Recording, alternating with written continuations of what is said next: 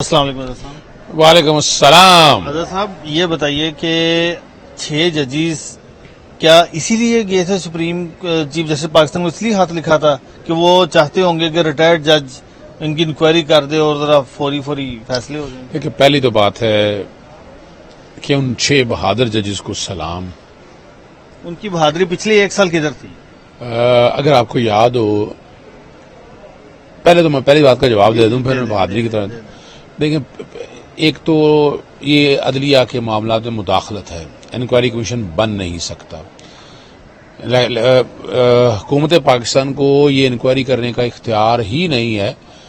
Article 175 بڑا clear ہے، میں آپ کے پروگرام میں آج اعلان کر دیتا ہوں، یہ کمیشن بنایا جا صدیق چیلنج کرے گا۔ آپ کمیشن کو چیلنج جی، میں کمیشن کو آپ کے پروگرام میں سپریم کورٹ کے چیف جسٹس فل کورٹ کی منظوری جو مرضی کہہ دیں، جو مرضی آپ کہہ دیں، میں نے جو انتظامی ایکشن یہ لیں گے، میں اس کو چیلنج کروں گا۔ یہ عدلیہ کی مداخلت ہے آزادی کے اندر۔ اور میری ایک بات سنیے گا، ریٹائرڈ جج اور نام بھی دے دی ہوں جس کے وزیر قانون نے، اس کے سامنے کیوں پیش ہوں؟ اور میں نہیں سمجھتا انہیں پیش ہونا چاہیے۔ ہمارے ججز کو بالکل کمپرومائز نہیں کرنا چاہیے، ان کے پاس پیش ہونا یہ تصحیح کے عدلیہ کی۔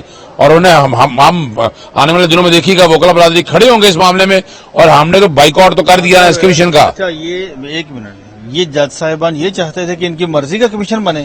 سوال یہ نہیں ہے، تحقیقات کروانے سوال دیکھیں، میں آج اچھا ہو گیا آپ کے پروگرام میں 2 چیزیں بڑی وضاحت سے کلیئر کر دوں۔ عام آدمی یہ سمجھ نہیں رہا، ہماری بار کونسل کے کچھ لوگ بھی سمجھ نہیں پا رہے کیا ہے کیا۔ انہوں نے شاید آئین کا آرٹیکل 209 سب آرٹیکل 8 نہیں پڑھا۔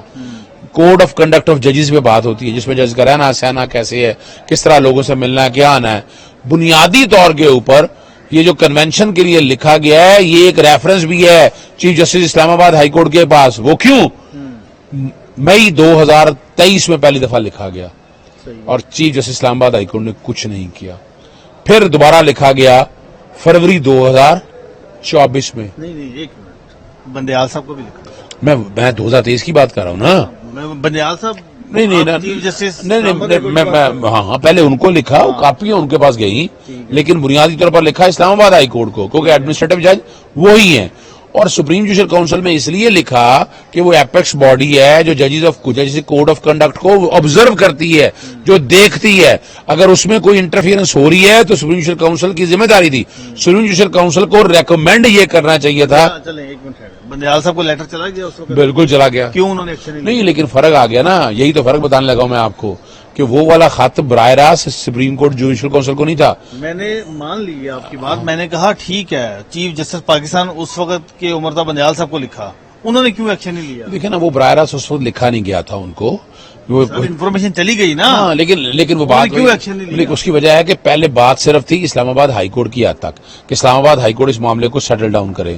فروری سے لکھا ہوا ہے، موجودہ چیف جسٹس نے کیوں نہیں کیا؟ پہلے ہم تو بعد میں آتے ہیں، میں کہہ رہا ہوں بندیال صاحب نے کیوں نہیں کیا؟ یہ سپریم جوڈیشل کونسل کے صاحب نے جانا چاہیے۔ میں سمجھتا ہوں یہ غلطی ہے، اس وقت مظاہر نقوی صاحب، میں یہ سمجھتا ہوں یہ غلطی ہے۔ کس کی غلطی؟ یہ اس وقت ججز کی بھی غلطی ہے، انہیں اسی وقت اس میٹر کو ٹیک اپ کرنا چاہیے۔ غلطی نہ کہیں نا، مطلب 1 سال تک ان کو جب انفارمیشن آ گئی، غلطی نہیں ہے، اشفاق صاحب یہ مس کنڈکٹ ہے۔ نہیں، شیخ صاحب، اپنا اشفاق صاحب غلطی کیا ہے ذرا سمجھیے گا۔ وہ براہ راست سپریم جوڈیشل کونسل کو نہیں تھا، جو اب والا خط ہے یہ سپریم جوڈیشل کونسل کو لکھا ہے، وہ چیف جسٹس اسلام آباد ہائی کورٹ کو لکھا تھا، عذرائے کاپی کے طور پر وہاں بھجوا دی۔ اگر براہ راست شکایت جاتی تو بات اور تھی، لیکن انہوں نے اس بات کیسے شکایت جائے؟ 6 ججز جا کے ملے بھی تھے بندیال صاحب۔ بہرحال وہ نوٹس لینا چاہیے تھا، یہ غلطی تھی ان کی۔ لیکن اب میں بتا دوں، آپ کو یاد ہوگا انہوں نے ایکشن لیا، کیا ایکشن لے کے انہوں نے فل کورٹ اجلاس بلایا، وہ پرائم منسٹر سے ملے، پھر اس کے بعد گورنمنٹ نے وہ تو خبر بھی آپ ہی نے بریک کی تھی کہ اعظم نذیر تارڑ نے بتایا کہ چیف جسٹس نے خواہش کا اظہار کیا تھا کہ انہوں نے وزیر اعظم سے ملنا ہے۔ مجھے صرف چیف ایگزیکٹو کا تو ایشو ہی نہیں ہے، وہ کون سا چیف، وہ ملازم ہے بیچارہ، یار خدا رہا ہے اس ملک کا وزیر اعظم یہ ہو، یعنی وہ کہتے ہیں یقین دہانی کرائی ہے۔ وہ بھائی پچھلے 2 سالوں سے کیا ہو رہا ہے؟ یعنی اب کیا یقین دہانی تو تب ہوتی ہے کہ جب ہو نہ گیا ہو، جب یہ سارا کچھ ہو گیا اب کیا پچھتائے جب چڑیاں چگ گئی کھیت۔ بنیادی طور پر جو سمجھنا ہے، اور میں آج بھی سمجھتا ہوں کہ جسٹس قاضی فائز کو ملاقات نہیں کرنا چاہیے تھی، یہ کمپرومائز ہے عدلیہ کی آزادی میں، بالکل نہیں بنتا تھا ان کا۔ ایک منٹ، ٹھیک ہے، خان صاحب جو ثاقب نثار صاحب سے ملاقات کرتے تھے، تصاویر بھی آتی تھی، وہ کیا تھا؟ دیکھیں پھر وہ بات ہو رہی ہے اسپیسیفک ایشو کی، جس میں عدلیہ کی آزادی کا ایشو ہے، جس میں ججز کی شکایات ہیں، جس میں سپریم جوڈیشل کونسل تک لکھا ہوا ہے. اس کیس کے اندر جسٹس قاضی فائزہ صاحب کو بالکل نہیں ملنا چاہیے تھا. اور اس کا ایک اور میں ایک چیز آپ کو بتاتا ہوں، جو 6 جج صاحبان ہیں اسلام آباد ہائی کورٹ کے، آپ تھوڑا سا سوچیں کہ انہوں نے کیا سوچ کر سپریم جوڈیشل کونسل کو خط لکھا کہ کیا ہوگا، کیا ہونا چاہیے. میں اس کی وجہ بتا دیتا ہوں. دیکھیں آپ کے پاس پریسیڈنٹ موجود ہے، میمو گیٹ اسکینڈل تھا، 184(3) کے تحت سپریم کورٹ نے پٹیشن لیا اور 3 چیف جسٹس بنائے تھے جوڈیشل کمیشن میں. یہ اس سے بہت بڑا ہے، یہ اس سے بہت بڑا ایشو ہے. یہ بھی کیا کرنا چاہیے تھا، یہ لکھا اس لیے کہ سپریم جوڈیشل کونسل اس میٹر کو ٹیک اپ کرے گی اور اس معاملے کو ایڈمنسٹریٹو سائیڈ کے اوپر یا جوڈیشل سائیڈ کے اوپر چیف جسٹس کے سامنے لائے گی، اور یعنی 184(3) کے تحت میٹر ٹیک اپ ہوگا. اور اس کا باقاعدہ ہے کہ جوڈیشل کمیشن ہی حل ہے اس کا، انتظامی کمیشن سے کوئی حل نہیں ہے. ہم نے مثال دیکھ لی ہے، ہم نے ماڈل ٹاؤن کا دیکھ لیا واقعہ. اگر اس جو انکوائری کمیشن حکومت بنا رہی ہے، اگر اس انکوائری کمیشن نے یہ کہہ دیا کہ یہ 6 جج مس کنڈکٹ کے مرتکب ہوئے، تو پھر ان کا کیا فیوچر؟ دیکھیں میں بڑی چیز، پہلی تو بات ہے ان کا اختیار نہیں ہے. سن لیجئے گا کیوں اختیار نہیں ہے. مس کنڈکٹ نہیں، یہ سچ کہہ رہے ہیں یا غلط کہہ رہے ہیں؟ اسی لیے تو میں نے کہا نا کہ میں چیلنج کرنے جا رہا ہوں. یہ اختیار ہے اور یہ جسٹس قاضی فائزہ کی اپنی ججمنٹ میں ہے. جسٹس قاضی فائزہ کا جب معاملہ شروع ہوا تھا نا، سنیں ذرا، آپ کو یاد ہونا چاہیے اس وقت صدر بھی اپنا توپوں کے دہانے پہ تھا، وزیر اعظم بھی، FBR بھی، کوئی محکمہ نہیں چھوڑا اور کہا یہ سارا کچھ کسی نے کرنا ہے تو سپریم جوڈیشل کونسل نے کرنا ہے. اگر یہ کچھ کرنا بھی ہے تو سپریم جوڈیشل کونسل نے کرنا ہے، یہ ان کا اختیار ہے ہی نہیں. اس لیے میں آپ کو کہہ رہا ہوں کہ اس لیے سپریم جوڈیشل کونسل کے سامنے لکھا.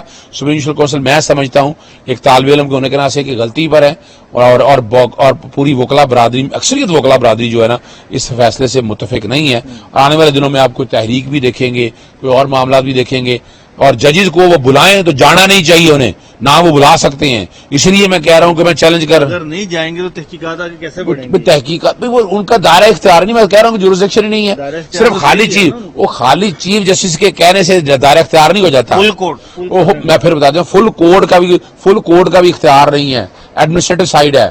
فل کورٹ بیٹھنا ہے نا، آئیں بیٹھیں اور جوڈیشل سائیڈ پہ بیٹھیں، 184(3) پہ معاملہ لیں، وہاں بیٹھ کر ڈیسائیڈ کریں، پھر ہم سمجھیں گے کہ واقعی بنتا ہے.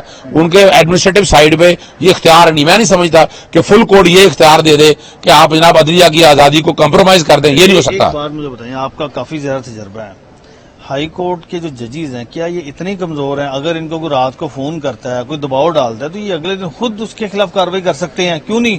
کئی ہزار آپ نے شاید وہ خط نہیں پڑھا کہ کیا کیا کچھ ہوا ہے. آپ نے دیکھا خط میں کیا کچھ پڑھا ہے؟ جو مرضی ہو. اس کا جواب چھوڑ دیں.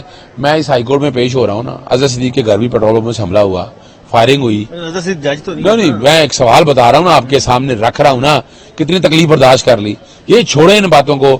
اور یہاں کیا ہے، یہاں جو سابقہ چیف جسٹس ہیں، وہ میں نہیں کہنا چاہتا باتوں کو، کبھی باتیں کھلی، جوڈیشل کمیشن بنا تو سارا سامنے آئے گا کہ کیسے بینچ بنتے رہے، کیسے خاص ججز کے پاس کیسز لگتے رہے، وہ نہ سنیے گا. مجھے صرف اتنا ایک سوال کا جواب دے رہے ہیں آپ کہ پچھلے 2-2.5 سالوں کے اندر چند مخصوص ججز کے علاوہ کیس کس کی بات لاہور ہائی کورٹ میں لگے.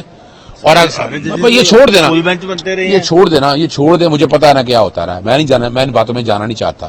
I don't want. یہاں تو کسی نے ہاتھ نہیں لکھا کہ ہمیں پریشرائز کیا گیا، ہمیں دباؤ. ایک جج نے استعفیٰ دیا یہاں پر، جیسے شاہ جمیل نے، لیکن ان کے پاس کبھی کو بڑا کیس ہے.